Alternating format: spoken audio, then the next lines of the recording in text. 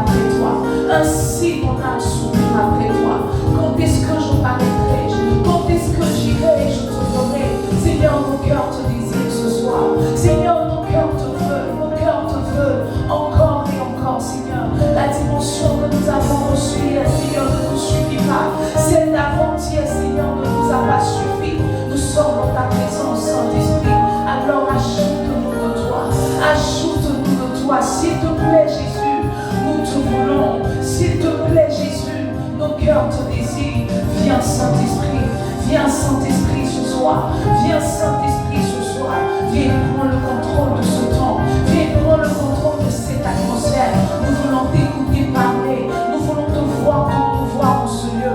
Précieux Saint-Esprit. Précieux Saint-Esprit. Précieux Saint-Esprit. Précieux Saint-Esprit. Merci pour ta grâce. Merci pour l'opportunité de prêcher l'évangile. Merci pour nos pas que tu as conduits dans ta présence. Merci pour ce que tu feras ce soir. Nous croyons que tu nous visiteras, Seigneur, parce que tu envoies ta parole et elle guérit. Nous croyons que nous serons guéris ce soir. Merci pour ta grâce. Merci pour ta présence, Saint-Esprit. Merci pour ta fidélité. Prends le contrôle, Jésus. Prends le contrôle, Jésus. Merci pour ta grâce. Merci pour ta faveur. Dans le nom de Jésus-Christ de Nazareth, nous avons prié. Nous disons tous Amen. Amen. Alléluia, nous disons Amen. Amen. Est-ce que quelqu'un peut se tenir debout et acclamer puissamment le Seigneur ce soir? Je sais que c'est vous qui en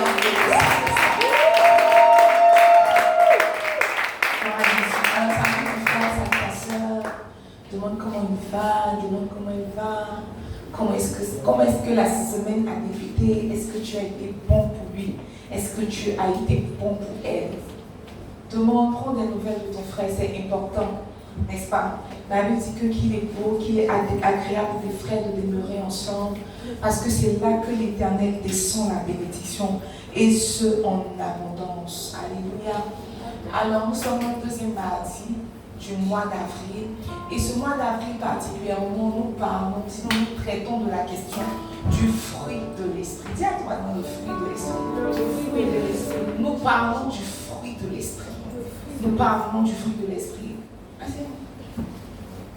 Nous parlons du fruit de l'esprit, n'est-ce pas? Prenons nos Bibles dans le livre de Galates. Galates 5, le verset 22. Galates 5, le verset 22. La Bible nous dit: mais le fruit de l'esprit, c'est l'amour, la joie, la paix, la patience, la bonté, la bénignité, la fidélité, la douceur et la tempérance. Alléluia. Alléluia. Amen. Alléluia. Amen. Alors l'apôtre Paul ici, l'apôtre Paul, n'est-ce pas, qui est l'auteur du livre de Galates. Et en Galates 5, le verset 22, la Bible dit que l'apôtre Paul s'était vertué, n'est-ce pas, de nous présenter le fruit que produit le Saint-Esprit en un homme. Il dit que quand le Saint-Esprit entre dans la vie d'un homme, quand le Saint-Esprit prend le contrôle du cœur et de la vie d'un homme, les choses qui se produisent sont les suivantes. Il y a l'amour, il y a la joie, il y a la paix, il y a la patience, il y a la bonté, il y a la bénignité, il y a la fidélité, il y a la douceur, il y a la tempérance. N'est-ce pas? Maintenant, je veux que tu demandes à ton voisin, vu que nous sommes déjà en train de commencer, je veux que tu demandes à ton voisin, est-ce que le Saint-Esprit est là? Demande à ton voisin, est-ce que le Saint-Esprit est là? Maintenant, dis-lui, quand je parle de là, je parle dans ton cœur et dans ta vie. Est-ce que le Saint-Esprit est là? Parce que la Bible dit que quand le Saint-Esprit est là, les choses qui se produisent sont exactement ce que Galates 5, le verset 22 présente, n'est-ce pas? Et la semaine dernière, nous introduisions notre thème. Nous avons plus ou moins traité du fruit de l'amour, du fruit de l'esprit en général. Et ce que nous avons dit concernant le fruit de l'esprit, c'est qu'on a dit que le fruit de l'esprit, c'est l'amour. Lorsqu'on a pris 1 Corinthiens 13, on a vu plus ou moins que toutes les autres couleurs du fruit, c'était la joie, la paix, la patience. Parce que 1 Corinthiens 13 nous dit que l'amour est patient, l'amour est plein de bonté, n'est-ce pas? L'amour est fidèle, l'amour est tempérant, l'amour ne soupçonne pas le mal. Et on s'est rendu compte que quand en réalité, le fruit de l'esprit, parce que quand on lit la parole de Dieu, très souvent quand on parle, on dit les fruits de l'esprit. Mais ce n'est pas ce que la Bible a dit. La Bible dit que le fruit, Romains Galates 22, la Bible dit que le fruit, ça veut dire qu'il y a un fruit, mais plusieurs manifestations. Un fruit qui se présente de différentes manières. Un fruit qu'on peut éclater. Donc on a dit que le fruit de l'esprit, c'est l'amour. Et quand l'amour est là, naturellement ce qui suit, c'est la joie. Quand l'amour est là, naturellement ce qui suit, c'est la paix. Quand l'amour est là, naturellement ce qui suit, c'est la patience. C'est la bonté, c'est la bénédiction, c'est la fidélité, c'est la douceur, c'est la tempérance. Regardez, lorsque nos jeunes sœurs tombent amoureuses, tout de suite elles sont dans la joie, n'est-ce pas? Quand elles ont un amoureux, mais pas qu'un amoureux, un amoureux fructueux. En plus d'être fructueux, mais un amoureux qui est généreux. Parce que tu peux avoir un amoureux fructueux, mais peindre. Donc, quand une jeune sœur, par exemple, rencontre un jeune frère et que le jeune frère est beau, physiquement, financièrement et spirituellement, et qu'il ajoute à toutes ces choses-là de la générosité, tu lis sur le visage et dans la vie de la sœur qu'il y a quelque chose qui a changé. Tout de suite, tu regardes la sœur, tu vois qu'elle est pleine de joie. Parce qu'il n'y a rien dans sa vie qui ressemble à l'amertume. Parce que quand le gars l'a rencontré et qu'il a soufflé sur sa vie, l'amertume a disparu. Quand tu regardes la sœur, tu vois qu'elle est pleine de paix. Généralement, les sœurs qui aiment beaucoup parler, ce sont les sœurs frustrées. Mais elle est frustrée par quoi? Parce que c'est bizarre dans le foyer. Elle est frustrée par quoi? C'est bizarre financièrement. Elle est frustrée par quoi? C'est bizarre à tous les niveaux. Quand la sœur rencontre le frère, il lui donne une dose de joie, n'est-ce pas? Quand la sœur rencontre le frère, tu vois qu'il y a la paix. Tu vois qu'elle devient beaucoup plus patiente. Tu marches sur son pied, elle te dit, c'est pas grave. C'est pas grave, elle a beaucoup de patience parce qu'il y a quelque chose dans sa vie qui lui fait du bien, n'est-ce pas? L'amour est rentré dans ses dents, comme les Israéliens le disent, dans ses dents. Quand tu la regardes, quand tu lui demandes quelque chose, elle te donne. Parce que tu vois, très souvent, ce n'est pas que les gens sont méchants, les gens n'en ont pas. Tu vois qu'elle fait preuve de beaucoup de bonté, de beaucoup de choses. Mais tu dis que tu as changé. Et puis c'est là que tu te rends compte que, mais toi là, ça fait 1 mois que tu es en couple, en réalité, l'amour est rentré.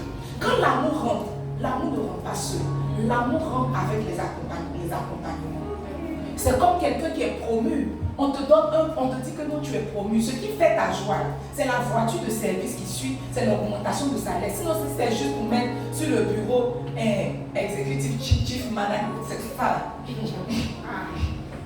C'est ça. Les autres, il veut se motiver. Mais CEO, on met sur ton bureau CEO. En fait, ce n'est pas CEO là qui fait palpiter ton cœur. Ce sont les méchants d'accompagnement. Ce n'est pas qui fait qu'on débauche les gens et puis les gens s'en vont. C'est que ce que l'autre a proposé est nettement meilleur à ce qu'il reçoit, n'est-ce pas? Donc l'amour ne vient jamais seul. Dis à ton frère, l'amour ne vient jamais seul. Au cas où il ou elle pensait vivre l'amour et que l'amour est venu seul, en réalité, ce n'est pas l'amour. Oh! Sinon, ce n'est pas l'amour de Dieu là. C'est un amour, mais ce n'est pas l'amour de Dieu. Parce que quand il s'agit de l'amour de Dieu ne vient pas seul. L'amour de Dieu ne vient pas seul. La preuve, la Bible dit que Dieu a tant aimé le monde qu'il a donné son Fils unique. Son amour n'est pas venu seul. Son amour a été accompagné de sacrifices. Son amour a été accompagné de preuves. Je veux ouvrir une parenthèse pour dire à quelqu'un, au cas où tu dis que tu aimes et qu'il n'y a pas de preuve, il n'y a pas d'amour. Si quelqu'un te dit qu'il t'aime, mais dans l'amour qu'il te dit dans sa bouche, les actes n'accompagnent pas, il n'y a pas l'amour. C'est l'amour d'après le pasteur Mohamed Pouletti. C'est l'amour de genre j'aime le poulet. Quand tu dis j'aime le poulet, c'est que je veux prendre le poulet, l'égorger, le plumer, le briser, le manger. Si quelqu'un te dit je t'aime, qu'il n'y a pas les accompagnements, c'est amour Pouletti.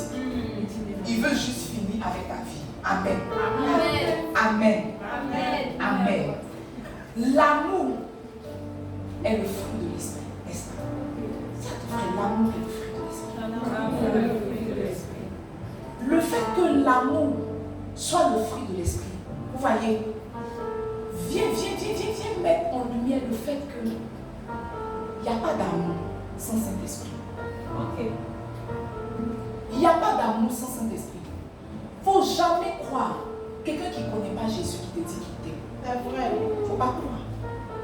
Il ne faut jamais croire même quelqu'un qui connaît Jésus, mais qui n'est pas intime avec le Saint-Esprit. Quand il te dit je t'aime, il ne faut pas croire. Okay. Parce que la Bible dit que le fruit de l'Esprit, c'est l'amour.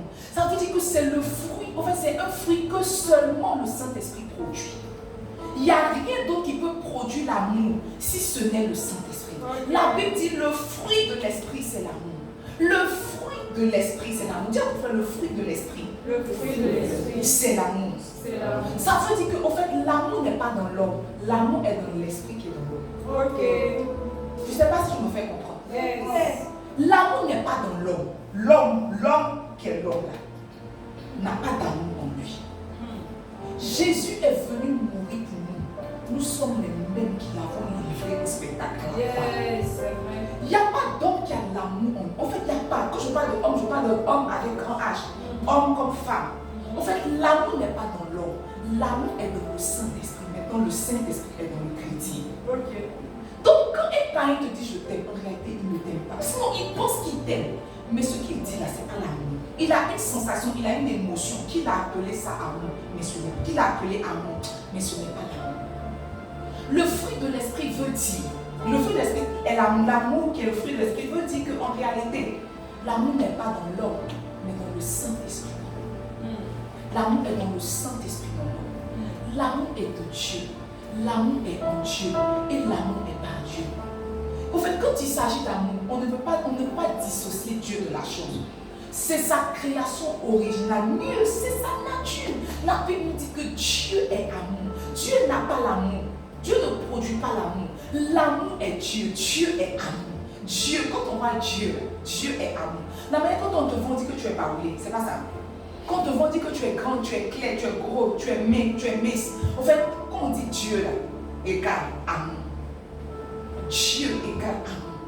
Toutes les fois où il y a une accusation qui vient de ton esprit, dis-toi que ce n'est pas Dieu. Parce que Dieu n'accuse pas. C'est Satan qui accuse. Dieu n'accuse pas. Au pire des cas, le Saint-Esprit est attristé dans ton cœur. Mais Dieu n'accuse jamais. La preuve qu'ils sont venus déposer la femme adultère. La Bible dit que Jésus a baissé les regards, n'est-ce pas? Il a dit, mais femme, où sont ceux qui t'accusaient? Ils sont partis. Alors moi non plus, je ne t'accuse pas. Il n'y a personne que Dieu accuse. Si tu passes par un moment et qu'il y a un sentiment de culpabilité dans ton cœur, ce n'est pas Dieu. Dieu n'accuse pas. Tout ce que Dieu peut faire peut-être, c'est te faire te remettre en question. Mais la culpabilité qui fait que tu t'accuses, ça finit pas là. Ce n'est pas Dieu, c'est Satan. Dieu est amour. Dieu est amour, n'est-ce pas? Dieu est amour. L'amour est le fruit de l'esprit. Il veut nous dire aussi que tout effort d'aimer sans Dieu est vain. Ok. Tout effort d'aimer sans Dieu est vain. Tous les efforts que tu fais pour aimer quelqu'un ou pour aimer quelque chose, si ces efforts-là ne sont pas en Dieu, en réalité tu es en train de perdre ton temps, en réalité tu es en train de perdre ton énergie. Tout effort d'aimer, n'est-ce pas, en dehors de lui, est vain. Maintenant regardez, revenons même sur l'effort d'aimer. À partir du moment où il y a effort, il n'y a pas amour. C'est vrai. À partir du moment où il y a effort, il n'y a pas amour. On a connu des frères, on a connu des sœurs. On se rappelle, on partait encore à l'école. Et puis on a un frère, le fils de notre proviseur. Notre frère, en fait, on partait encore à l'école. Il était en cheminement avec l'une de nos amis de classe. Quand on a appris, pendant qu'on partait à l'école, qu'il s'est marié. On a appris qu'il s'est marié. Et quand on a demandé pourquoi il s'était marié, en fait, il a eu du travail. Et le poste qu'on lui proposait là, on exigeait quelqu'un de marié. Okay. Donc il a pris quelqu'un avec qui, généralement les hommes pareils là, ils ont toujours une relation plus d'un caillou. Vous connaissez caillou? Oui. Genre tu marches avec ton pied sur caillou. Au cas où tu as trébuché le caillou, on va te fortifier, c'est ta vie. Voilà. Donc il a pris le caillou là pour épouser rapidement. Il dit qu'il va l'aimer dedans. En fait, il a épousé pour la circonstance. Il n'a pas épousé par amour. Si tu penses que tu vas entamer une relation, même quand elle est spirituelle, en fait, toute relation qui n'a pas pour base l'amour ne va pas tenir. Parce qu'une des informations que la Bible nous a données concernant l'amour, c'est que l'amour est le lien par excellence. Ça veut dire que s'il y a relation, qu'il n'y a pas amour, la relation n'a pas donné. Tout effort d'aimer prouve qu'il n'y a pas l'amour. Tous les efforts que tu fais, par exemple, tu es en froid avec une soeur, tout. Mais on parle, tu dis que comme c'est le mois de l'amour, n'est-ce pas? Comme on parle du fruit de l'esprit et que le fruit de l'esprit c'est l'amour, tu as fait des efforts, tout ça c'est la tolérance, c'est pas l'amour. Tolérer ne veut pas dire aimer. Tolérer veut dire faire avec, mais faire avec n'est pas forcément aimer. On a trop vu ça avec nos mamans. Tout ce qu'elle disait, c'était quoi? Je reste pour mes enfants. Elle restait pour une raison, mais elle ne restait pas par amour.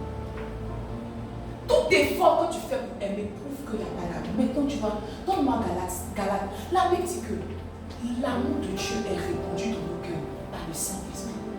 Ça veut dire que la charge d'aimer là ne nous incombe pas. Dieu n'a pas prévu qu'un homme fasse des efforts pour aimer. Ce n'est pas dans le projet de Dieu qu'un homme fasse des efforts pour aimer. Donne-moi, c'est quoi Romains 5? Il dit, oh l'espérance de 30 points. C'est ça? C'est pas affiché. Oh l'espérance de 30 points. Romains 5. Parce que l'amour de Dieu est répandu dans nos cœurs par le Saint-Esprit qui nous a été donné.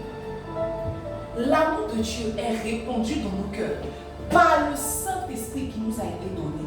Dieu ne t'a pas donné une mission d'apprendre à aimer, non. Dieu a donné la mission au Saint-Esprit de répandre son amour dans ton cœur. Ça veut dire qu'aussi longtemps où tu laisses la place au Saint-Esprit, où tu fais de la place au Saint-Esprit, normalement tu devrais aimer. Si tu es assis ici, que tu as une carence en amour, ça nous révèle automatiquement que tu n'as pas d'intimité, tu n'as pas de rapport avec le Saint-Esprit. Tous ceux qui ont du mal à aimer, en réalité, n'ont pas de rapport, n'ont pas de relation avec le Saint-Esprit.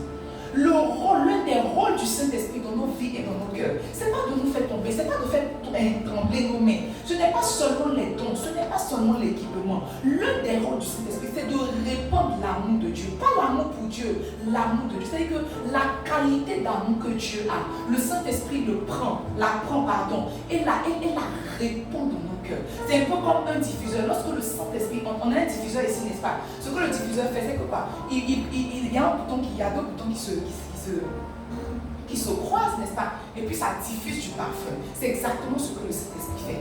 Dès que tu laisses le Saint-Esprit entrer dans ton cœur, tu le laisses prendre la place, tu le laisses te remplir. La chose qui va diffuser, la chose qui va faire sortir venant de toi, c'est l'amour. Si tu n'arrives pas à aimer, si tu as des incapacités à aimer, ça nous révèle en réalité que tu n'as pas d'intimité, tu n'as pas de rapport avec le Saint-Esprit. Il faut croire que l'intimité n'est pas en fonction de ta vie de prière. Il faut croire que l'intimité n'est pas en fonction de ta vie de jeûne. En réalité, on prie et on jeûne pour avoir l'intimité. Mais ce n'est pas parce que tu jeûnes et tu pries que tu l'as. Ce qui prouve que tu es intime au Saint-Esprit, c'est combien de fois tu manifestes l'amour de Dieu. La Bible dit que l'amour de Dieu est répandu dans nos cœurs par le Saint-Esprit qui nous a été donné. Par le Saint-Esprit qui nous a été donné. Par le Saint-Esprit qui nous a été donné. Dis à ton frère, le fruit de l'Esprit, c'est l'amour. Dis-lui, le fruit de l'Esprit, c'est l'amour. Donne-moi Matthieu 22, le verset 37. La Bible dit qu'un pharisien s'est approché de Jésus et il a demandé à Jésus, mais Jésus, quel est le commandement le plus grand, n'est-ce pas, de tout ce que Moïse nous a laissé sur les tables de la loi? Quel est le commandement le plus grand? Jésus lui dit, tu aimeras le Seigneur ton Dieu de tout ton cœur, de toute ton âme et de toute ta pensée. Allons.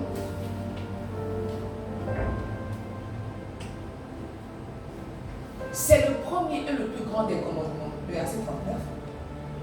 Et voici le second qui lui est semblable. Tu aimeras ton prochain comme toi. Lorsqu'ils ont demandé à Jésus quel est le plus grand des commandements, Jésus dit que tu m'aimeras moi, l'Éternel ton Dieu, de tout ton cœur, de toute ton âme, de toute ta pensée. Ça c'est le premier commandement.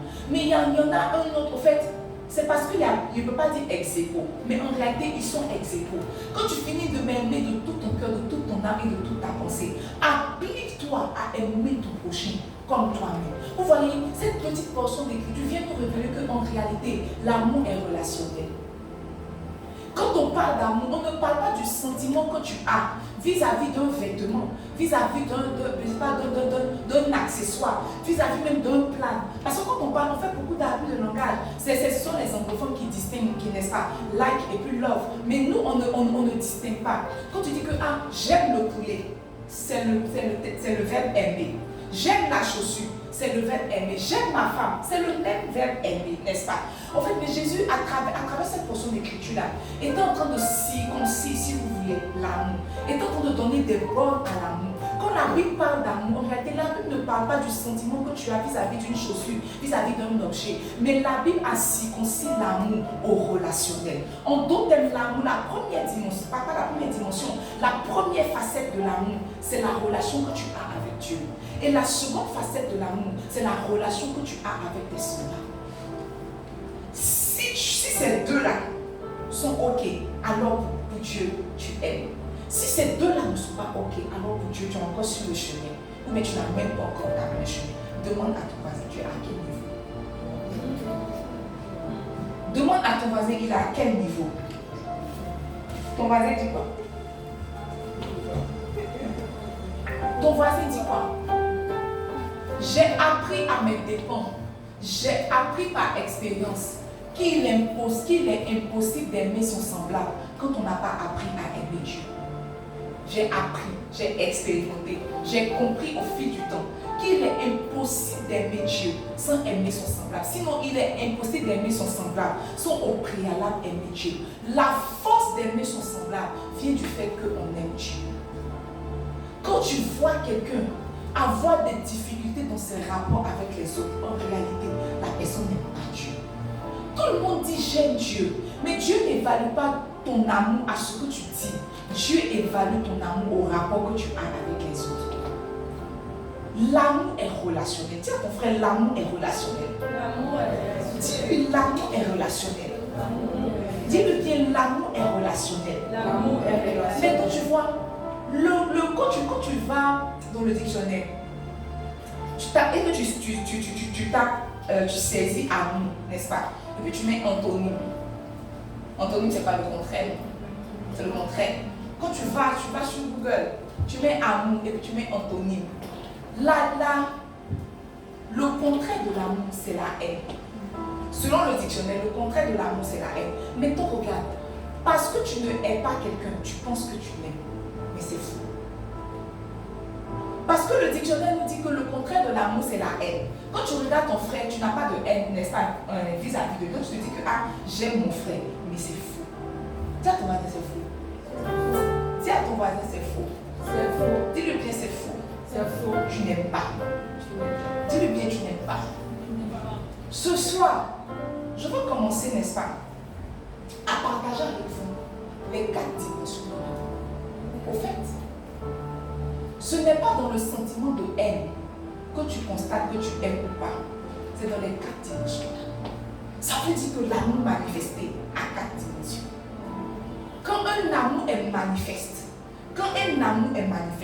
il se manifeste à 4 dimensions, n'est-ce pas? Donne-moi Éphésiens 3, le verset 18. Éphésiens 3, le verset 18. C'est l'apôtre Paul qui parle. Il dit, vous puissiez comprendre avec tous les signes quelle est la largeur, la longueur, la profondeur et la hauteur. Verset 19.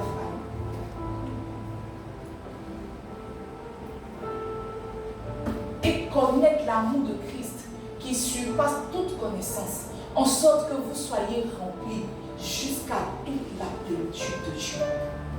L'apôtre Paul nous révèle à travers cette portion d'écriture que l'amour a 4 dimensions, que l'amour a 4 extensions. Reviens sur le verset 18. Il dit que vous puissiez connaître la largeur, la longueur, la profondeur, la hauteur de l'amour. Il dit que quand ces 4 dimensions-là sont éprouvées, alors tu es rempli jusqu'à débordement.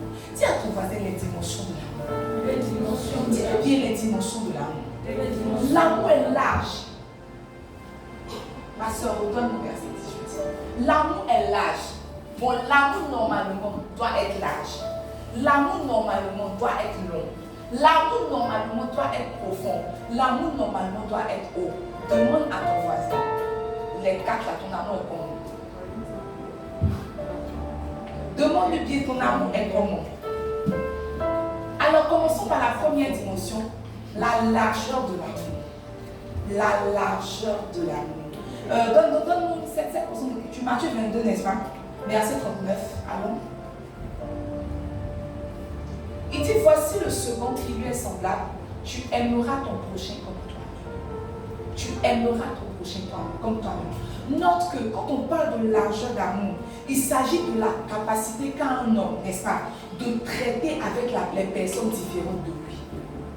La capacité qu'a un homme de traiter avec les personnes différentes de lui. Quand on parle de la largeur de l'amour, on parle de la capacité qu'a un homme de traiter avec les personnes différentes de lui. En réalité, la largeur de l'amour,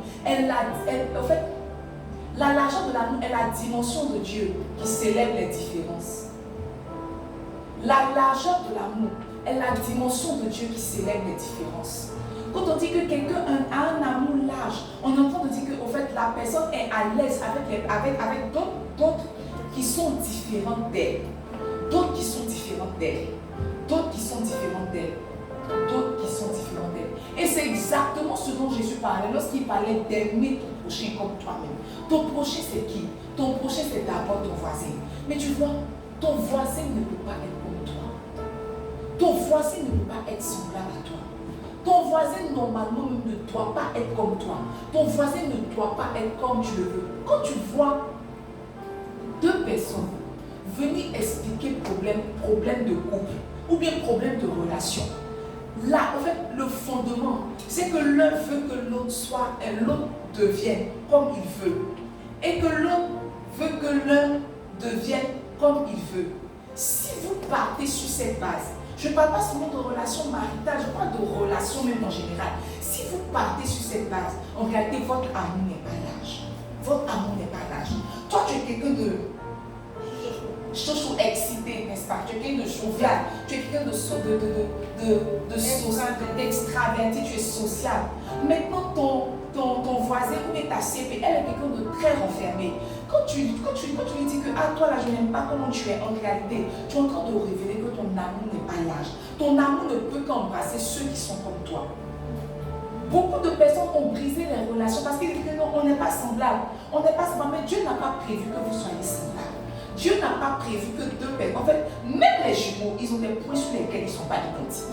Même les jumeaux, quand on dit qu'ils se ressemblent, ils sont jumeaux là. Quand tu les regardes, il y a des points sur lesquels ils ne sont pas pareils. Dieu n'a pas prévu que ton prochain soit exactement comme toi. Et c'est ce qui fait la diversité, c'est ce qui fait la beauté du monde. Ton voisin ne peut pas être comme toi. Dis à ton voisin que tu ne peux pas être comme moi. Et dis-lui, je ne peux pas être comme toi.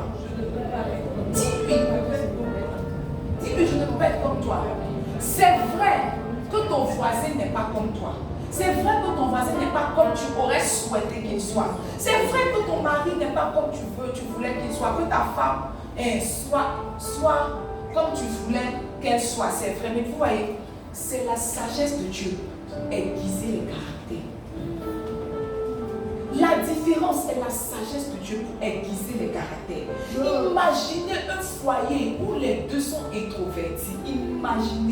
Imaginez comment le foyer sera morose, filé et plat. Imagine, tu ne ris pas, ta femme ne rit pas. Tu n'aimes pas sortir, ta femme n'aime pas sortir. Vous êtes dans la maison, moisissure vous prend. C'est que moisissure a pris les murs jusqu'à la moisissure, maintenant c'est temps à vous. Tu aimes le rouge, ta femme aime le rouge. Tu arrives à la maison, vos murs sont rouges. Vos fauteuils sont rouges. Votre déco est rouge. Ce qui fait la beauté, c'est la diversité. Quand tu vas voir dans un foyer, la femme est extravertie, son mari est calme. Si tu vois par exemple Madame C, elle son mari, tu vas te demander pourquoi lui il a marié celle-là. C'est vrai. Elle parle jusqu'à.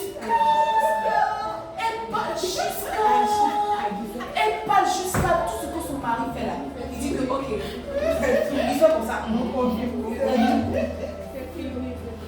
Il dit ok, c'est vrai. Tout ce qu'elle va dire là, tout ce qu'il va répondre, c'est ok. C'est ok. Quand il ne veut pas les histoires, mais il dit tu as raison. C'est fini. Mais imagine mariée où la femme parle, le monsieur parle.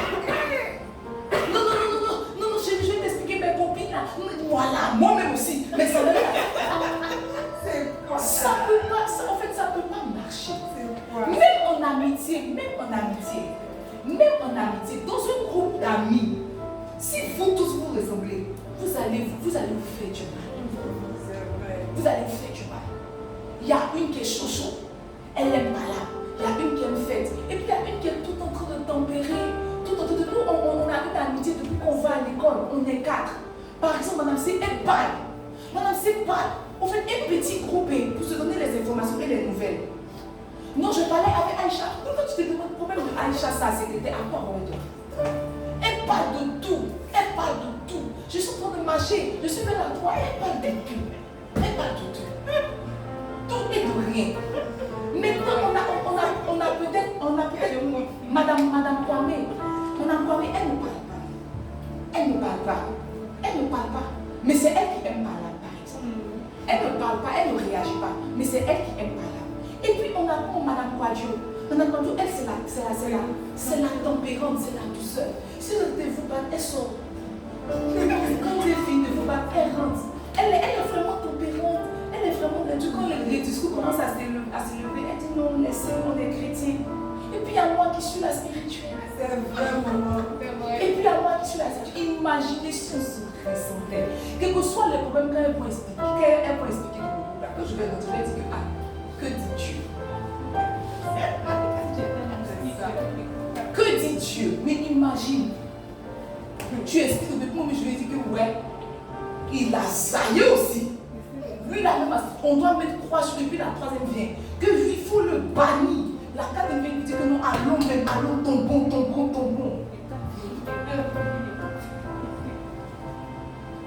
La beauté de la diversité, c'est qu'elle aiguise le caractère. La Bible dit, le fait aiguise le fait. Les caractères s'aiguisent de par leur différence. Il y a un timoré, il y a un extraverti. Il y a un timoré, il y a un extraverti. Il y a un qui aime les chichis, il y a un qui est serré. C'est toujours comme ça. La largeur de l'amour prouve toutes ces choses. Dis à ton frère, l'amour en largeur. Dis-lui l'amour en largeur. Quand quelqu'un n'a pas l'amour large, il sélectionne son entourage. Quand quelqu'un n'a pas l'amour large, il sélectionne dans son entourage. Maintenant, tu vois, le danger de cela, c'est que Dieu a mis l'accomplissement de tes prophéties, l'accomplissement de tes promesses dans la vie de l'autre. Qui aurait pu imaginer que les rêves de Joseph, l'Israélite, auraient pris vie auprès de Pharaon l'Égyptien? Qui aurait imaginé ça? Que quelqu'un rêve, il est auprès de son papa en Israël, un jeune homme israélite. Qui aurait imaginé que dans la présence de Dieu, ces rêves-là allaient prendre vie auprès de Pharaon? Imaginez un instant que Joseph dit que non, moi je ne traite pas avec les païens. La preuve, il a épousé la fille de Pharaon. Les promesses de Dieu pour toi, n'est-ce pas, se trouvent dans la vie de ton voisin. Sauf que tu trouves que ton voisin est différent, il n'est pas comme toi. Il y a beaucoup d'opportunités, il y a beaucoup d'exaucements que nous avons ratés parce que nous avons fermé l'ongle. Nous avons décidé que comme tu n'es pas comme moi, je ne marche pas avec toi. Comme tu n'es pas comme moi, je ne marche pas avec toi. Si tu as ce genre de réaction, en réalité, ton amour n'est pas large. Ton amour ne couvre pas. Ton amour n'est pas large. Demande à ton voisin, est-ce que ton amour est large? Demande bien à ton voisin, est-ce que ton amour est large? Tu vois, l'amour large n'est pas égoïste. Quand tu as l'amour large te fait apprécier les autres tels qu'ils sont. L'amour large te fait apprécier les autres tels qu'ils sont. Je veux te donner un petit test. Sinon, un petit indice pour vérifier si tu as l'amour large ou pas. Est-ce que quand tu dors, ou bien est-ce que quand tu es dans la présence de Dieu, il te parle de ton voisin? Sinon, ton amour n'est pas large. Si dans tes prières, si pendant que tu es dans la présence de Dieu, c'est de toi son nom qui te parle, ton amour n'est pas large. Maintenant, demande à ton voisin, est-ce que ton amour est large? Il faut le demander. Faut lui demander. Faut lui demander. Les révélations qu'on a de Dieu sont fonction de la largeur de notre amour. Dieu ne peut jamais te parler de quelqu'un que tu n'aimes pas. Dieu ne peut jamais te parler de quelqu'un que tu ne portes pas dans ton cœur. Le fait que Dieu ne te parle pas de l'église veut dire que l'église n'est pas pour toi, que tu n'aimes pas l'église. Tu viens à l'église, mais tu n'aimes pas l'église. Généralement, quand quelqu'un aime quelque chose, Dieu lui donne des informations sur la chose. N'est-ce pas? La Bible dit que les anges étaient là et ils ont dit, lorsqu'ils partaient, Dieu s'est arrêté, il dit, cacherai-je à Abraham ce que je vais faire à Sodome et Gomorrhe? Pourquoi? Parce que Dieu, en fait, Abraham aimait l'autre et Dieu aimait Abraham. Parce que le cœur d'Abraham était attaché à l'autre. Dieu a trouvé nécessaire de les former de ce qu'il partait faire à Sodome et Gomorrhe. Parce que l'autre y était. Quand Dieu n'est pas en train de parler de la situation de ton voisin, en réalité, tu ne l'aimes pas. Tu penses que tu l'aimes, mais tu ne l'aimes pas. Tu es dans le mi-feeling, ces gens, tu ne le détestes pas, mais tu ne l'aimes pas non plus. Généralement, quand tu aimes quelqu'un, Dieu te parle de la personne. Quand tu aimes quelqu'un, en fait, Dieu te dit que c'est la langue qui est passée par des temps difficiles. C'est là, voilà quelque chose qui va arriver. C'est là, voilà quelque chose. C'est parce que tu l'aimes que Dieu te parle d'elle. Dieu ne va jamais te parler de quelqu'un que tu n'aimes pas. Si tu veux vérifier si ton amour est large, il faut voir dans tes temps d'intimité de qui Dieu te parle. Si Dieu ne te parle que de toi seul, ton mari et tes enfants, ton amour n'est pas large. Ton amour n'est pas large. Ton amour n'est même pas large. En tout cas, tu ne les détestes pas, hein, mais tu ne les aimes pas non plus. Ton amour ne couvre pas. L'amour large, c'est l'amour qui couvre, n'est-ce pas? Dis à ton frère la largeur. Dis à ton frère la largeur de l'amour. J'ai compris, même quand je préparais ce message, que même l'onction qu'une personne manifeste est fonction de la largeur de son amour. Quand tu pries, Seigneur, je veux l'onction de guérison, je veux l'onction de délivrance. Dieu voit dans ton cœur, Dieu voit qu'en fait, ce n'est pas l'amour qui motive ta demande. Tu veux manifester le don. Mais quelqu'un qui aime naturellement, Dieu lui donne l'onction, Dieu lui donne le don pour pouvoir faire du bien à ceux qui l'aiment. À ceux qui l'aiment. À ceux qui l'aiment. L'amour large, c'est l'amour qui couvre. La deuxième dimension de l'amour, c'est la longueur de l'amour. Apocalypse 2, verset 4.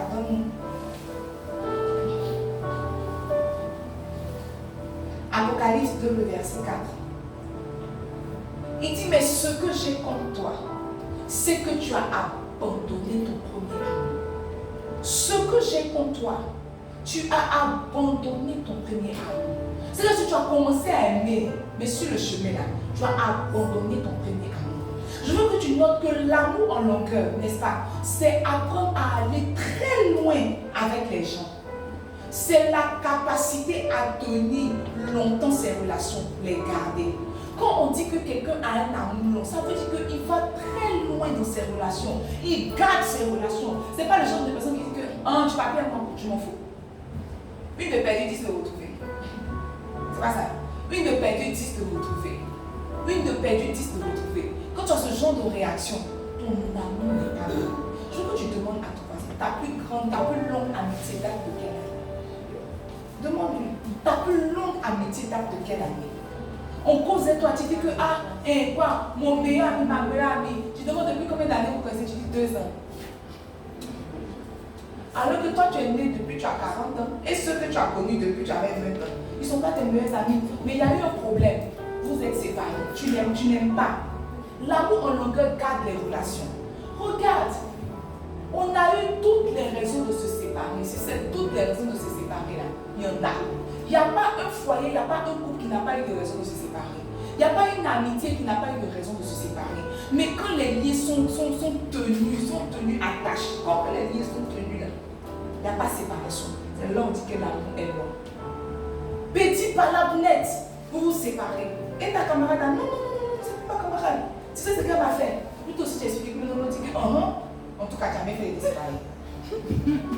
Parce que ça, même elle pouvait t'empoisonner. Ton amour n'est pas. Tu ne tiens pas les relations dans le temps. Tu as des amitiés de 2 ans, tu as des amitiés de 3 ans. Ça, ce sont pas des relations. On parle des relations d'une vingtaine d'années. On parle des relations d'une dizaine d'années. Peut-être que vous avez commencé ensemble quand vous étiez petit. Je scrollais sur Facebook, j'ai vu le mariage de 2 jeunes. Ils étaient à l'école maternelle ensemble. Ils ont fait sortir leur photo de maternelle. Ils se sont aimés à la maman. Ils ont commencé à la maternelle. Jusqu'ils ont grandi, ils se sont mariés. Ça, c'est l'amour. Tu étais en cheminement avec quelqu'un, tu es en cheminement avec quelqu'un. Une petite histoire arrivée nette. On met ton cheminement. Non, c'est bon. C'est Dieu même qui m'a déchargé. C'est Dieu qui m'a sauvé. Ton amour n'est pas. Tu sais que ton amour Ton amour ne passe pas sur les fautes. Ton amour ne passe pas sur les erreurs. Ton amour, comment deux personnes peuvent s'aimer, coucher ensemble et puis après se séparer. Et puis en plus de se séparer, ils se battent. Ils ne se rappellent pas des moments où ils se collaient et ils s'attachaient. Ils ne se souviennent pas de ça. Ils ne se souviennent pas de ça. Ils se battent jusqu'à... Tu n'es pas du tout là. Donc s'il n'y avait pas des enfants au milieu, tu n'allais pas croire que les deux ont déjà couché ensemble. Tu ne pourrais pas croire. Mais le amour n'est pas là. Dis à ton frère l'amour en longueur. Dis-lui l'amour en longueur. C'est un amour qui demeure faible, qui grandit avec le temps. L'amour en longueur va crescendo. Comme l'exemple que j'ai donné de la maternelle. Peut-être qu'au début de la maternelle, ce n'était pas l'amour, c'était peut-être la fille à sa maman donnait beaucoup de goûter. Peut-être ça. Mais au fur et à mesure, l'amour a grandi. Au fur et à mesure, l'amour a évolué. Quand on parle d'amour en longueur, on parle d'un amour qui demeure faible et qui évolue dans le temps. Ça veut dire que si ton amour est là, c'est toujours là. Ça c'est faible, mais que ça n'évolue pas. Tu n'es pas l'amour en longueur. Les deux caractéristiques de l'amour en longueur, c'est que c'est faible et ça évolue. Si c'est faible pour régresser, ce n'est pas l'amour en longueur. Parce que l'amour régresse, n'est-ce pas? N'est-ce pas? L'amour régresse, n'est-ce pas? Maintenant, tu peux voyez, le hasard ne fait pas garder les relations. C'est pas de manière hasardeuse qu'on garde les relations. C'est intentionnel, c'est volontaire. Nous tous, on nous a déjà donné des raisons de nous séparer, mais on a décidé de se mettre au-dessus. L'amour en longueur est un amour qui se met au-dessus. C'est vrai, peut-être que bon, elle a son comportement, mais je fais avec. Je fais avec. Je disais hier à une soeur qu'à partir de 30 ans, tu ne peux pas éduquer quelqu'un. Ce que ses parents n'ont pas pu faire en 30 ans, il faut croire que toi, tu ne pourras pas faire. Tu prends, tu mets sur ton dos et tu progresses, ou tu laisses et tu progresses. Mais vouloir transformer, c'est impossible.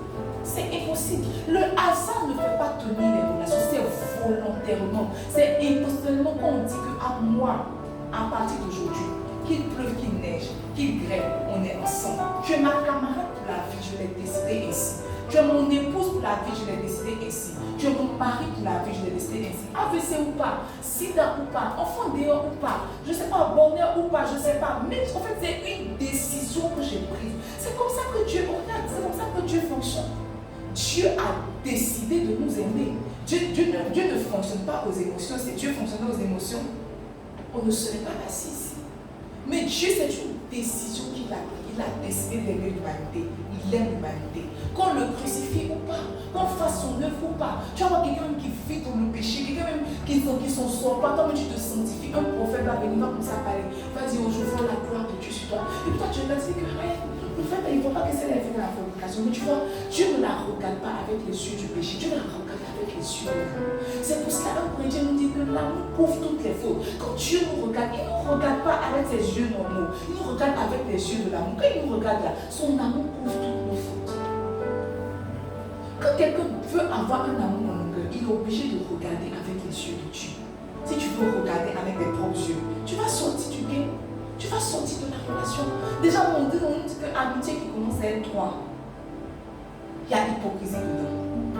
Amitié qui commence à être 3, il y a hypocrisie dedans. Si vous ne mettez pas au-dessus, il y a des fois où, par exemple, Madame Kwame, elle a des problèmes, n'est-ce pas? Et puis, elle ne parle pas, à Madame Kwajo, elle parle juste à Madame C. Et puis, Madame C va venir me dire, puis elle dit que pourquoi elle ne me dit pas?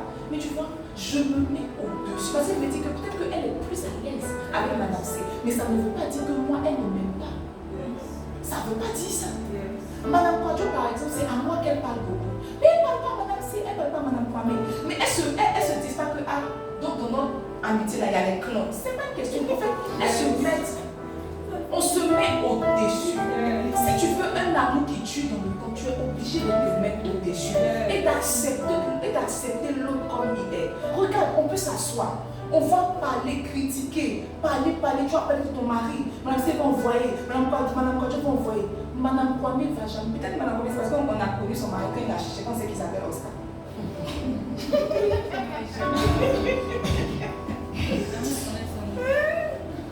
C'est parce que toi tu as savoir que son mari, c'est parce que, en fait, si tu cherches son mari, il ne faut pas chercher. Regarde le début, c'est tout.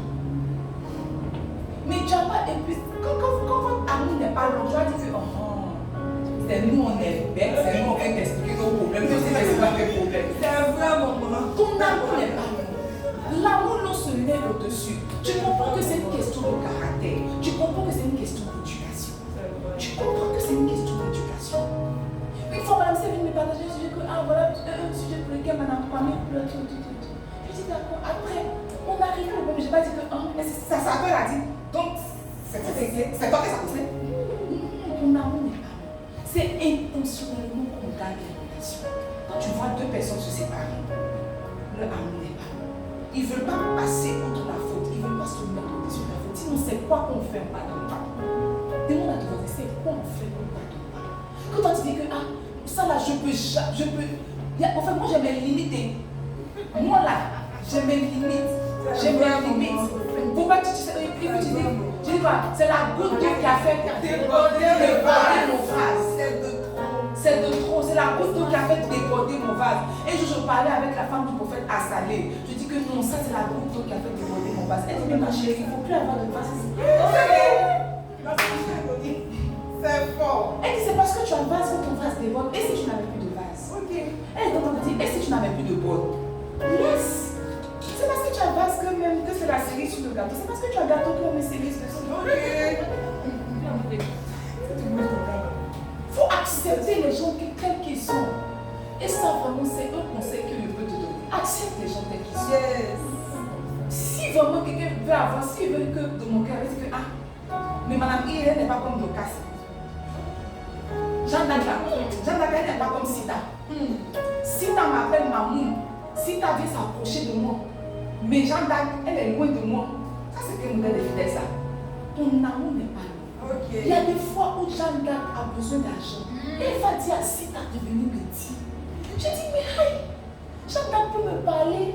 Et puis je dis, Jeanne d'Arc, tu ne peux pas me parler. Elle dit, si, elle veut te parler. Mais pourquoi tu dis à Sita? Elle dit, non, je ne sais pas, je suis gênée. Toi, tu es gênée. Pour quelqu'un qui est gêné, pour quelqu'un qui se gêne. Mais dans tout comme ça, je ne dis pas que, comme c'est à Sita, elle a dit, si tu n'as qu'à lui donner, je crois que tu veux mettre intermédiaire pour nous. Je comprends que peut-être qu'il y a un malaise, une barrière qui n'est pas brisée. Alors je fais avec Jeanne d'Arc, tu peux me parler. Tu peux me parler. Ça, c'est l'amour pour mon cœur. Mais comme c'est comme ça, comme Madame C est collée à Sita. Donc moi aussi, j'aime quelqu'un qui est collé à moi. Ton amour n'est pas large. Ton amour n'est vraiment pas large. Dis à ton frère, ton amour n'est pas long. Dis-lui, ton amour n'est pas long. Dis-lui, ton amour n'est pas long. Regarde, donne-moi 1 roi 11, verset 4. Donne-moi 1 roi 11, verset 4. 1 roi 11, verset 4. La Bible dit, à l'époque de la vieillesse de Salomon, ces femmes inclinaient son cœur vers d'autres dieux, et son cœur ne fut point tout entier à l'Éternel son Dieu, comme l'avait été le cœur de son père, de David son père. On a vu comment Salomon est rentré dans l'histoire en fanfare. Salomon est rentré dans l'histoire en fanfare, comme toi tu es rentré dans l'œuvre de Dieu en fanfare. Alors la source te demande à toi, si tu es celui qui a découvert l'embouchure de l'onction, c'est celui qui a découvert l'embouchure du zèle. Mais la Bible dit qu'arrivé un moment, à l'époque de la vieillesse de Salomon, ces femmes inclinaient son cœur vers d'autres dieux. Quand quelqu'un a un amour, il garde les mêmes zèles qu'il avait au début jusqu'à maintenant. Ce que tu faisais quand tu as donné ta vie à Jésus, tu sortais, tu partais évangéliser. Qu'on dit programme ici, tu es là. Qu'on dit programme là-bas, tu es là. Tellement le feu, le zèle de la maison te dévorait. Aujourd'hui, on dit à programme, tu dis que non. Trop de programmes, vraiment, on doit se réaliser dans la vie. Regarde, ton amour n'est pas là. La Bible dit son cœur s'inclinait vers ton Dieu. Maintenant, tu vois, il dit il ne fut point tout entier à l'Éternel, son Dieu, comme l'avait été le cœur de David, son père. Dieu, la Bible est en train de nous révéler qu'en réalité, David a commencé avec Dieu, il a fini avec Dieu.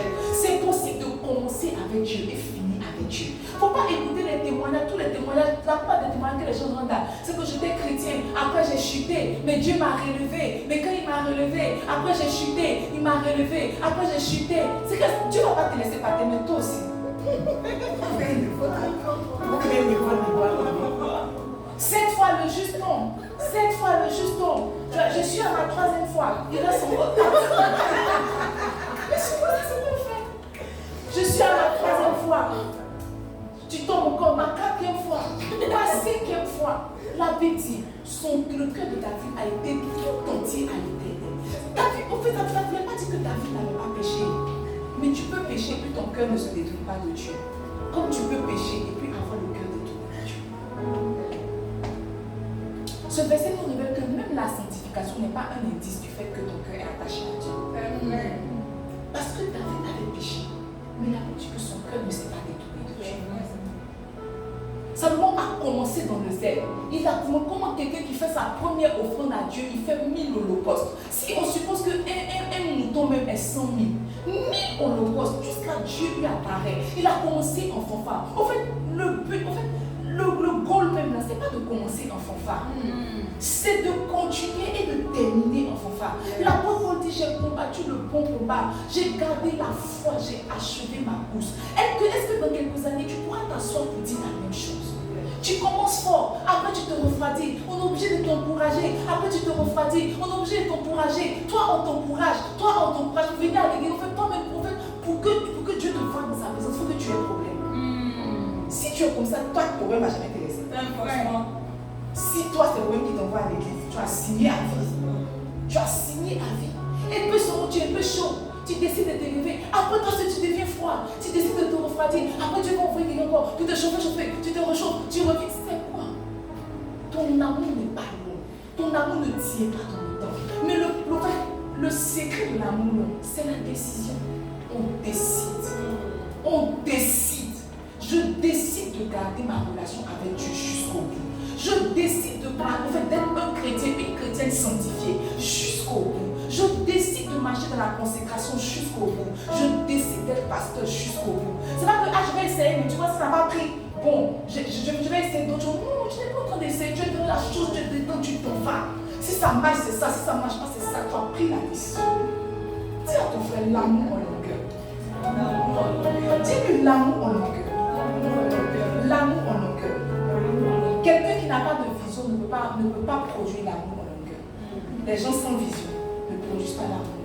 En fait, c'est une absence de vision qui fait que les gens se séparent. Sinon, si vous savez ce pourquoi Dieu vous a mis ensemble, que ce soit en amitié, que ce soit en amour, vous n'allez pas vous lever comme ça pour vous séparer, comme si on était au champ. C'est l'absence de vision qui fait que quelqu'un dit que vous êtes bon.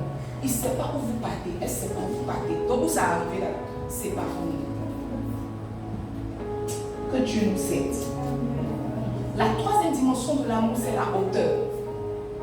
La hauteur de l'amour. Permettez qu'on finisse le sujet de l'amour parce que le fruit de l'esprit a beaucoup de manifestations, n'est-ce pas? Finissons ça aujourd'hui. La hauteur de l'amour. Donne-moi Matthieu 5, verset 39. Matthieu 5, le verset 39. Mais moi, je vous dis de ne pas résister aux méchants. Si quelqu'un te frappe sur la joue droite, présente-lui aussi l'autre. Si quelqu'un te frappe sur la joue droite, présente-lui aussi l'autre. La hauteur de l'amour, n'est-ce pas? C'est le fait de prendre de la hauteur vis-à-vis des écarts des autres.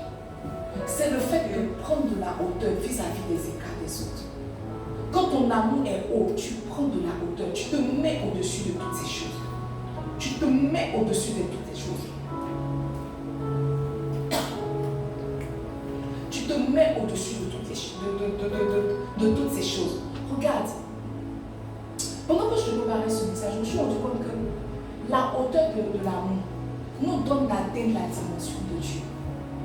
Parce que quand on regarde Dieu lui-même, la chose qu'il fait le plus, c'est se mettre au-dessus. La chose qu'il fait le plus, c'est se mettre au-dessus. Il a dit que David regardait Bathsheba, c'est ça, la femme du riz se laver. Il a aimé, il a pris, ils sont partis ensemble. Elle est tombée enceinte. Et la brillante idée qu'il a eue, c'est de tuer Uri. Il ne pas que Uri dise que son roi a pris sa femme et tue Uri, n'est-ce pas?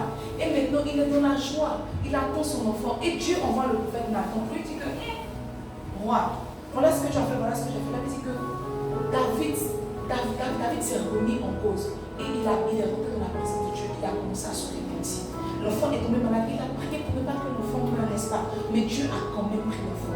Mais la Bible dit que quand David est revenu vers Dieu, c'est là qu'il a proposé le psaume 51, n'est-ce pas? C'est 151, mais 51. Oh Dieu, crée en moi un cœur pur, n'est-ce pas? Renouvelle en moi un esprit bien disposé. C'est là qu'il a composé ce psaume-là. Quand il est revenu à Dieu, Dieu n'a pas dit non. J'avais mis toute ma confiance en toi pour le prochain roi d'Israël. À cause de toi, j'ai enlevé Saül. C'est pas la même chose que Saül a fait et puis je l'ai bien mal. Tu reviens faire mieux, tu reviens faire même pire. Qu'est-ce que Saül a fait? Il a juste fait le sacrifice à la place de Samuel. Mais toi, maintenant, tu fais l'adultère, tu fais la fornication. En plus de ça, tu mets le meurtre dessus. Ah non, David, ça, je ne peux pas accepter. Tu n'es plus roi. Non. La Bible dit que Dieu s'est mis au-dessus. Chaque fois que nous revenons vers Dieu, dans nos égards, Dieu nous accepte.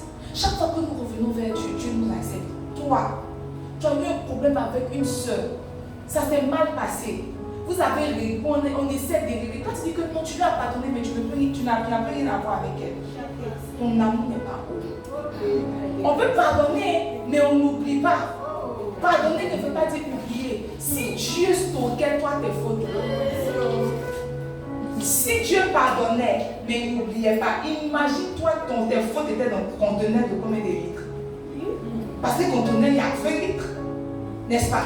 Les fruits, là, il y a 20 litres. Il y a 1000 litres. Ce qui est bon chez moi, c'est 1000 litres. Si Dieu faisait comme nous, je te pardonne, mais je n'oublie pas. N'oublie pas, veut dire quoi? J'ai mis ça quelque part. Un jour, j'espère que tu refasses pareil, je vais faire sortir. Ce qui fait que les gens qui nous sont bien là une fois, nous bien massent 2 fois, c'est parce qu'on a stocké quelque part. Sinon, si tu as laissé, ça va plus se produire. Tu ne te mets pas au-dessus. Que quelqu'un n'a pas la force. Non, tu m'as blessé, je n'ai pas la force de te pardonner. C'est plus fort que moi. On m'a jamais fait ça. C'est ça, non? Et même ceux qui vont tuer la main, ah, je te pardonne pour cette fois-ci. Mais en tout cas, c'est la dernière chose que tu laisses.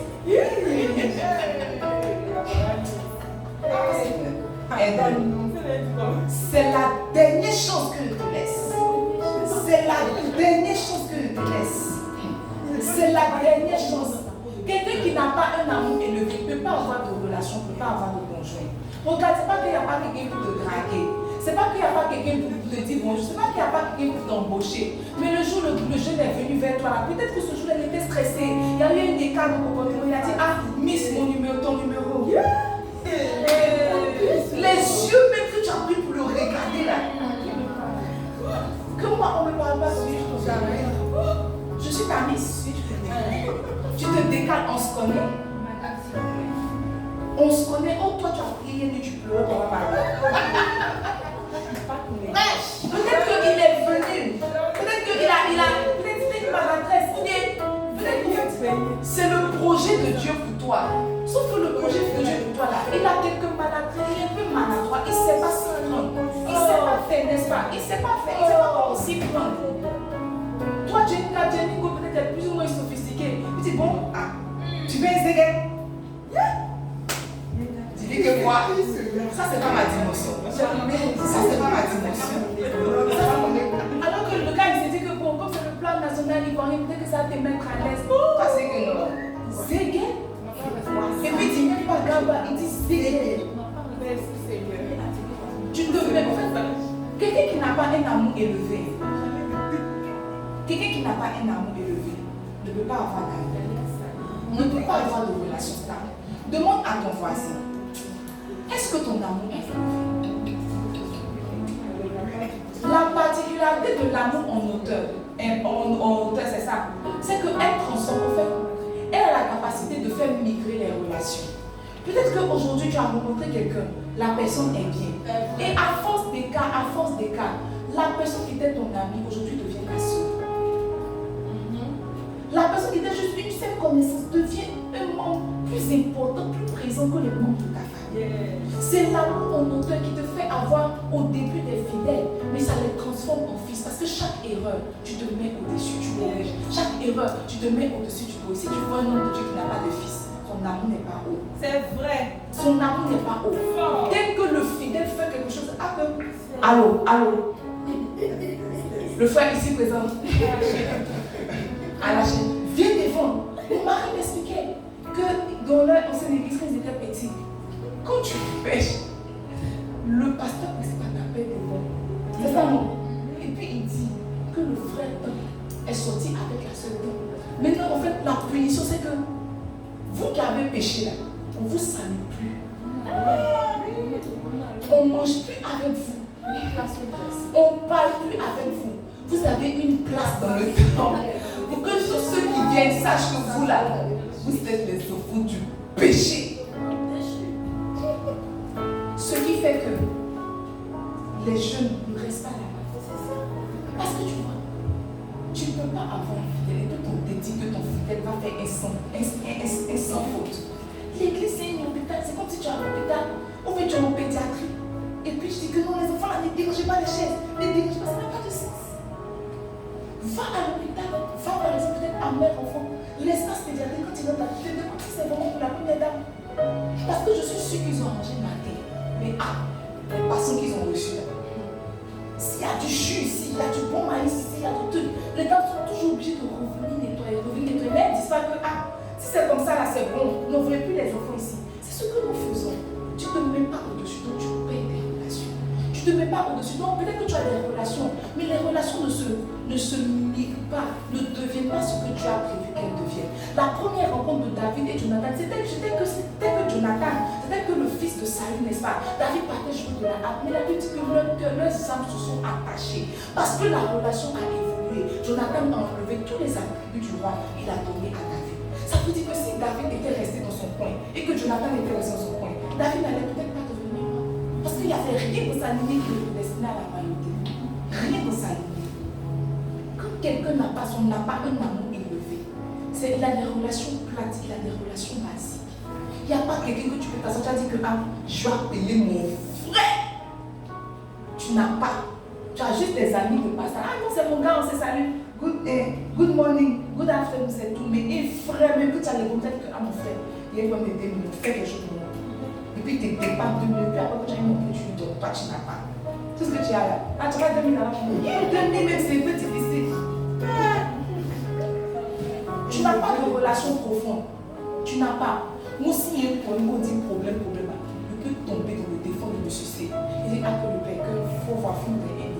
Il ne va pas hésiter à me donner. Parce que monsieur C, c'est moi qui lui ai dit de marier. Il me doit tout. Amen. Amen. La dernière dimension de l'amour, c'est la profondeur. Il me doit tout. Il m'a dit, je ne peux rien te refuser. Absolument rien. Je dis, oh.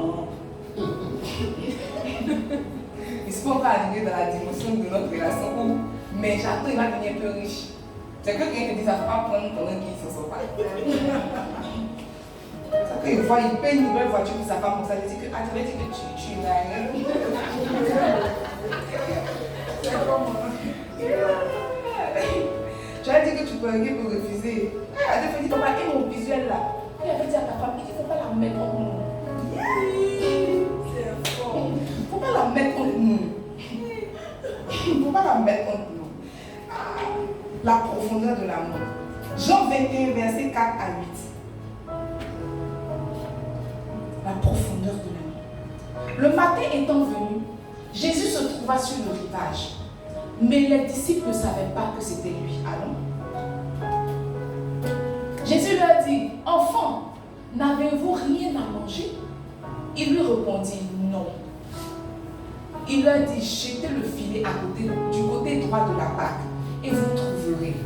Ils le jetaient donc et ils ne pouvaient plus le retirer à cause de la grande quantité de poissons. Verset 17. Alors le disciple que Jésus aimait dit à Pierre, c'est le Seigneur. Normalement, quand quelqu'un t'aime et que tu l'aimes là, tu sais reconnaître ses moindres mouvements. On n'a pas eu besoin de dire à Jean que c'était le Seigneur. Il a dit que quand Jean a vu que, ils ont dit, mettez le filet. En même temps, le filet est rempli. Il a dit que le disciple que Jésus aimait, c'est-à-dire Jean, il a dit à Pierre, c'est le Seigneur. Je connais sa touche. Je connais comment il fait. Lui là, c'est mon gars. Il dit, c'est le Seigneur. Et Simon Pierre, dès qu'il eut entendu que c'était le Seigneur, il mit son vêtement et sa ceinture, car il était nu. Le jour j'ai médité ça. Tu sais, tu peux retourner en arrière, mais jusqu'à te déshabiller pour aller pêcher.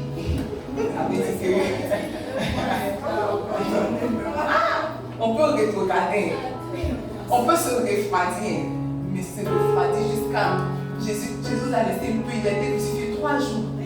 3 jours dans le tombeau, il est ressuscité. Toi, on En 3 jours, tu retournes à la pêche. Parce que quand on t'a appelé là, tu t'habillais pour pêcher. Maintenant, quand Jésus revient, tu es nu dans l'eau. Ça veut dire que c'est comme si Jésus a perdu ton temps. Maintenant, tu veux tout donner à l'eau. Tu veux tout donner à l'eau. Ça dit que Pierre a entendu que c'était le Seigneur. Il mit son vêtement et ça s'est dit car il était nu et se jeta dans la mer. Les autres disciples vinrent avec la barque, tirant le filet plein de poissons, car il n'était éloigné de terre que d'environ 200 coudées. Verset 10. Allons. Lorsqu'il fut descendu à terre, il vit là les charbons allumés, du poisson dessus et du pain. Regardez, reviens. Chaque fois que je médite, reviens au verset 9, chaque fois que je médite cette portion de l'écriture, je suis touchée. Là, dit que quand Jésus est revenu vers eux, ils avaient faim. Ils avaient faim. Jésus là, Dieu là, c'est ton Père responsable. Si actuellement tu es dans un manque, c'est qu'il y a une instruction que Dieu t'a donnée, tu n'as pas saisi. Sinon, Dieu est ton Père responsable. Là, dit que quand il est arrivé, il a demandé, la première question qu'il a demandé, c'est est-ce que vous savez manger? Est-ce que vous savez manger? Ils disent non, on a faim. Ils disent pêcher du côté de toi. Mais vous voyez, le temps qu'ils allaient pêcher, tirer le poisson, puisque Jésus est venu le trouver, ils avaient déjà faim. Jésus avait déjà son plan sécu. Il avait déjà mis un poisson sous le feu pour les attendre. Dieu a toujours un plan sécu pour ses enfants. Dieu concerne. Il a toujours un plan sécu pour ses enfants. Le temps ils vont tirer le poisson, payer le niveau là, c'est non. Là, quand ils sont venus là, ils ont vu que le feu était allumé. Il y avait déjà du poisson qui était en train de brûler. Ça veut dire que la pêche qu'ils ont fait là, c'est peut-être manger plus tard. Dieu donne toujours un plus tard à ses enfants. Si tu n'as pas de plus tard, ça veut dire qu'il y a une instruction que tu as manqué. Il y a quelque chose que tu as manqué. Mais Dieu ne laisse jamais quelqu'un comme ça sans plus tard. Jamais. Il te donne pour plus tard, mais il te donne aussi pour maintenant. Les gens qui disent que mon avenir est dans le ciel. C'est dans le ciel, c'est pas dans le ciel, c'est sur la terre. Parce que tu vois, la Bible dit qu'il marchait avec les disciples. Et Pierre s'est arrêté, il va vous demander, on te suit, on gagne quoi? Il dit, vous n'allez manquer de rien. Mais quand il est revenu, il a accompli encore cette parole. Tant que vous êtes avec moi, vous ne manquez de rien. Si tu manques, ça veut dire que Jésus n'est pas là. Quand Jésus est là, il n'y a pas de manque. Donc ce n'est pas le manque que tu es censé traiter, c'est l'absence de Jésus que tu traites. Une fois que l'absence de Jésus est traitée, le manque aussi va disparaître. N'est-ce pas? On dit que lorsqu'il fut descendu à terre, il vit là des charbons allumés, du poisson dessus et du pain. Allons. Jésus leur dit, apportez des poissons que vous venez de prendre. Simon-Pierre monta dans la barque et tira à terre le filet, plein de 153 grands poissons. Et quoi qu'il y en eût tant, le filet ne se remplit point. Let's go, pasteur. Jésus leur dit, venez manger. Et aucun des disciples n'osait lui demander, qui es-tu, sachant que c'était le Seigneur. Allons. Jésus s'approcha, prit le pain et leur donna. Il fit de même du poisson. C'était déjà la 3e fois que Jésus se montrait à ses disciples depuis qu'il était ressuscité des morts. Let's go. Après qu'ils eurent mangé, Jésus dit à Simon-Pierre, Simon, fils de Jonas, m'aimes-tu plus que ne m'aime ceci? Il répondit, oui Seigneur, tu sais que je t'aime. Jésus lui dit, paix mes amis, reste là. Vous voyez, j'ai voulu lire depuis le début de ce texte pour montrer la profondeur de l'âme. Quand Dieu aime quelqu'un, il l'aime profondément. Il n'y a personne que Dieu aime de manière superficielle. Dieu aime profondément. Dis à ton frère, Dieu aime profondément. Dis que Dieu aime profondément. Parler de l'amour en profondeur, n'est-ce pas? C'est parler d'un amour intense, fort et puissant. Parler de l'amour en profondeur, c'est parler d'un amour fort, intense et puissant. Ce que les Blancs ont appelé coup de foudre. Sauf que coup de foudre, ça passe. Mais pour Dieu, là, quand le coup de foudre naît, ça disparaît du jamais. Un amour fort et intense, n'est-ce pas? C'est ce type d'amour-là que Pierre avait pour Jésus, que Jésus avait pour Jean. C'est ce type d'amour que Pierre avait pour Jésus, que Jésus avait pour Jean. Tu vois, si tu n'aimes pas quelqu'un, quand on vient l'arrêter, tu ne peux pas aurait la personne qui l'arrête. Tellement Pierre aimait Jésus. La petite quand ils sont venus arrêter Jésus, il a coupé l'oreille de la personne. En d'autres termes, tu ne peux pas toucher à ce que j'ai. Tellement Pierre aimait Jésus. Quand Jésus est content d'annoncer que je vais partir bientôt, Pierre dit non, c'était son parlait, n'est-ce pas? Mais Jésus a dit, arrête de moi, Satan. Pierre aimait profondément Jésus. Jésus aimait profondément Jean, au point où il laissait Jean se coucher sur sa poitrine. Quand les gens voulaient avoir une information, la Bible dit qu'il demandait à Jean, il demandait à Jésus. Ça veut dire que Jésus ne cachait rien à Jean. La preuve, il lui a révélé l'Apocalypse, la fin des temps. Qui est-ce que tu aimes profondément? Demande à ton frère. Qui est-ce que tu aimes profondément? Qu'est-ce que tu aimes de manière forte et intense? Moi, j'aime mon fils. Demande à ton frère. Demande à ta soeur. Qui est-ce que tu aimes profondément? Ce qui prouve que j'aime mon fils profondément, c'est que mon fils a arraché mes cheveux chez lui devant. Mais je lui ai pardonné. Je lui ai pardonné. Ça, c'est la profondeur. Ça, c'est la profondeur de l'amour. C'est vraiment parce que ma première fille, elle jouait ciseaux. Elle a coupé plus ses cheveux. Il a envoyé quoi? Ils ont rasé tout. Mais mon fils, quand il m'a enlevé mes cheveux, j'ai prié, tu sais, c'est trop fort pour des cheveux. C'est un enfant. C'est un enfant. C'est un enfant. Demande à ton frère, qui est-ce que tu aimes profondément? Demande-lui, qui est-ce que tu aimes profondément? Qui est-ce que tu aimes profondément? Vous voyez, c'est ce type d'amour-là qui te permet de discerner les gens. Parce qu'on dit que la profondeur appelle la profondeur. Ça veut dire que si tu n'es pas profond dans ton amour, tu ne peux pas attirer les personnes qui vont t'aimer profondément. Okay. Souvent tu penses que les gens ne t'aiment pas, mais les gens t'aiment à l'image de l'amour que tu as en toi. Si tu ne sais pas aimer profondément, les gens ne vont pas t'aimer profondément. Ou tu restes que tu peux appeler quelqu'un qui va te mettre sur son dos, te porter. Genre tu as vu, tu as la paix, il va te dire que non, il faut te reposer. Que j'aime ta situation, soit financièrement, que soit spirituellement. Mais tu es dans un état, tu ne t'en sors pas. Et puis la personne dit que non, il faut te reposer. Moi, je prends le relais. Je prends le relais de toi. La personne t'aime profondément. Moi, s'il y a une personne que je suis sûre, sinon dont je suis sûre de l'amour, c'est le bishop Aïe. Je ne sais pas ce que j'ai fait au monsieur là. Mais il peut souvent m'appeler. Souvent, il m'appelle. Il m'appelle pour me dire, regarde, je tiens tes arrières. Que s'il y a personne pour prier pour toi sur la terre, moi, je suis dans les PCSE. Souvent il m'appelle, il dit que il est donné quoi monsieur là? Il m'aime profondément. En fait, il n'y a pas une semaine ne passe pas sans qu'il ne m'appelle. Aujourd'hui encore, il m'a appelé. Comment tu vas? Et les livres soient fortifiés. Quand il a appris que je devais faire mes livres, il dit non, moi j'ai une maison d'édition. Moi j'ai une maison d'édition. Moi j'ai un imprimeur. Mais je peux corriger tout le temps. Je dis que non, on ne va pas déjà corriger tout. En fait, dès qu'il s'agit de moi, il est prêt. Il est prêt. Il y a des fois où je pensais que je n'arrivais pas, je l'appelais, je dis non, il faut dormir. Le rôle des femmes enceintes, c'est de dormir. Je tiens à ta place, je suis ton décision. Et puis c'est pas comme s'il le dit dans la bouche, il prie et puis il me dit ce que Dieu lui a dit. Qui est-ce qui peut te porter dans la vie? Qui te porte? Où tu sais que tu montes, tu descends. Ils sont là, il est là. Qui tu sais que tu vas mourir, la personne va prendre ton enfant. Et puis la personne va faire de ton enfant son enfant. C'est ça l'amour profond. Est-ce que toi aussi tu es capable de faire ça pour les gens? Est-ce que toi aussi tu es capable? Parce que souvent on attend beaucoup les gens, mais on n'est pas capable de donner beaucoup. Est-ce que tu es prêt? Généralement les personnes qui n'ont pas ce genre de personnes, c'est parce qu'elles ne sont pas ce genre de personnes. Tu es juste.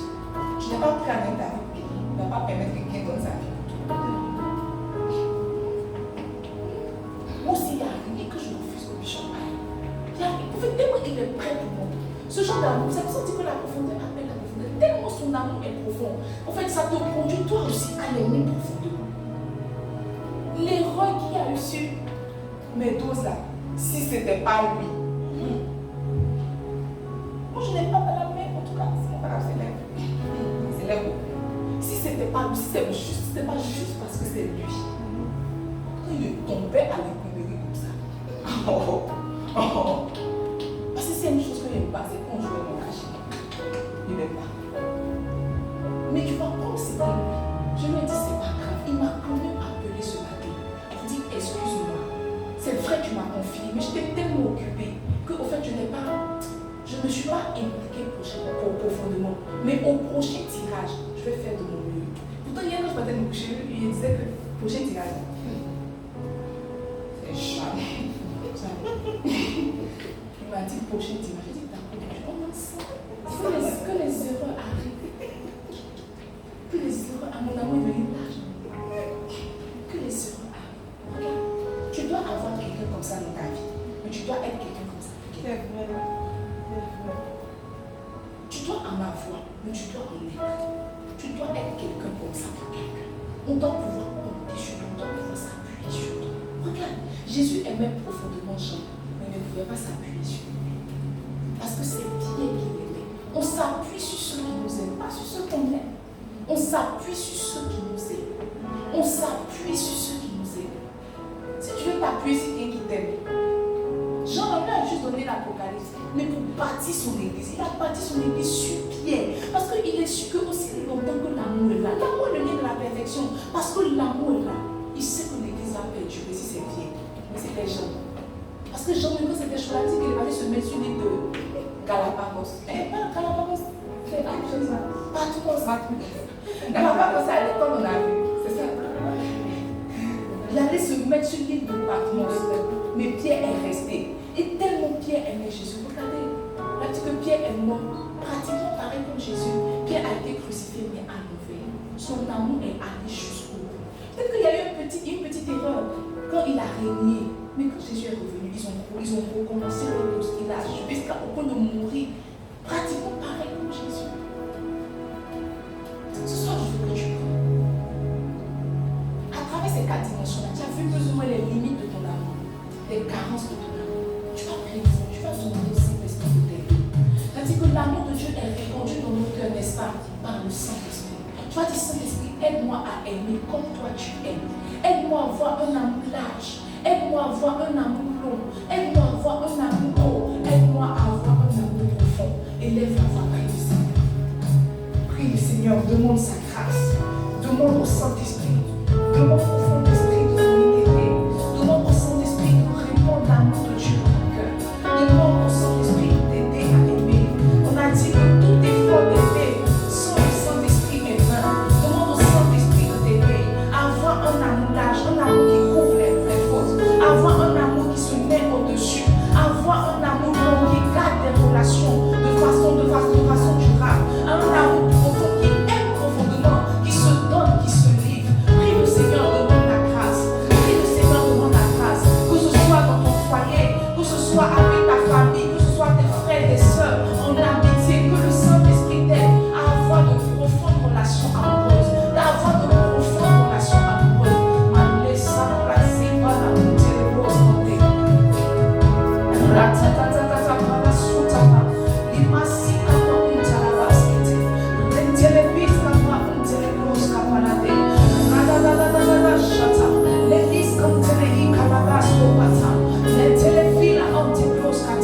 Saint-Esprit, aide-nous. Saint-Esprit, aide-nous. Saint-Esprit, aide-nous. Saint-Esprit, aide-nous. Saint-Esprit, aide-nous.